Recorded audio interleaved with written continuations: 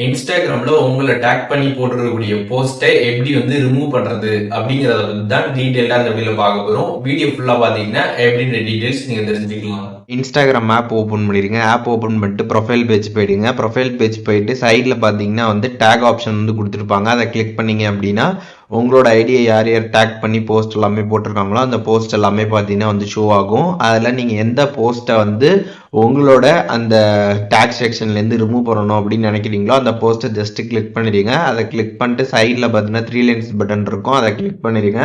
அதை கிளிக் பண்ணிட்டு கீழே பார்த்தீங்கன்னா செகண்டாக டேக் ஆப்ஷன்ஸ் அப்படின்ற ஒரு ஆப்ஷன் கொடுத்துருப்பாங்க. அதை கிளிக் பண்ணிட்டு ரிமூவ் மீ ஃப்ரம் போஸ்ட் அப்படின்னு கொடுத்துருப்பாங்க. அந்த ஆப்ஷனை நீங்கள் கிளிக் பண்ணிடுங்க. அதை நீங்கள் கிளிக் பண்ணதுக்கப்புறம் பார்த்தீங்கன்னா அந்த டேக் பார்த்தீங்கன்னா சக்ஸஸ்ஃபுல்லாக பார்த்தீங்கன்னா ரிமூவ் ஆகிடும். அவங்க டேக் பண்ணிடக்கூடிய இந்த போஸ்ட் பார்த்தீங்கன்னா உங்களோட டேக் செக்ஷன்லேருந்து ரிமூவ் ஆகிடும். நீங்கள் செக் பண்ணிக்கலாம்.